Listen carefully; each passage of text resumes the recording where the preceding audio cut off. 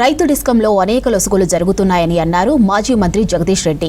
విద్యుత్ రంగంలో ఏ మార్పులు చేయాలన్నా ఈఆర్సీ అనుమతి కావాలని, ఈఆర్సీతో పని లేకుండానే డిస్కం ఏర్పాటు ఎలా చేస్తారని ప్రశ్నించారు. రైతులు సర్కార్ కుట్రను అర్థం చేసుకుని ఉద్యమానికి సిద్ధం కావాలని పిలుపునిచ్చారు. మూడో డిస్కం పేరుతో సర్కార్ ఇష్టారాజ్యంగా నిర్ణయాలు తీసుకుంటోందని, ఆ వివరాలు కమిషన్కు స్పష్టంగా తెలిపామని చెప్పారు జగదీష్ రెడ్డి. రైతులకు రక్షన్స్ ఉన్నాయి, మిగతావి 700 ఉన్నాయి.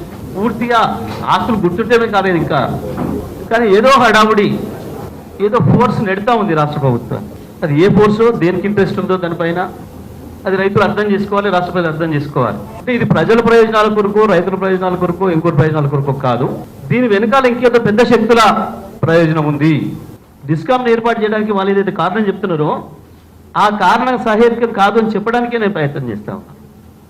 ఏంటిది అని అంటే, సిస్టమ్ అనేది సరిగా లేదు, విద్యుత్తుని ఇవ్వలేము కాబట్టి ముందు సిస్టమ్స్ ఏర్పాటు చేసుకోవాలి. సరిపోయే 400 kV సబ్ స్టేషన్లు, ఆ తర్వాత 220, ఆ తర్వాత 133, ఆ తర్వాత 33/11, ఆ తర్వాత డిటిఆర్స్.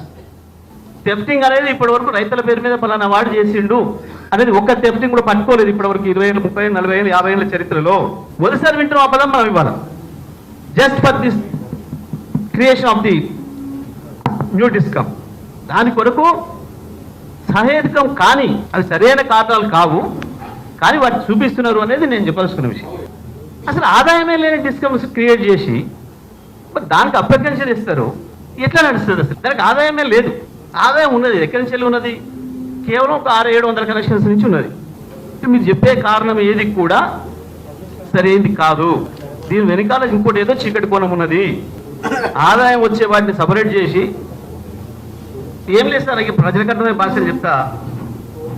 2 బర్రెలనేమో వేరే వానికి ఇచ్చి దున్నపోతును మీ దగ్గర పెట్టుకునే ఉపాయం ఇది, అంత ఏం లేదు. 2 ఆవులేమో వేరే వానికి ఇచ్చి కోడలు మీ దగ్గర పెట్టుకునే ఉపాయం. తినేదాన్ని ఖర్చు పెట్టేదాన్ని మీ దగ్గర పెట్టుకొని పాలిచ్చే వాటిని వేరే వాడికి అప్పచెప్తారు.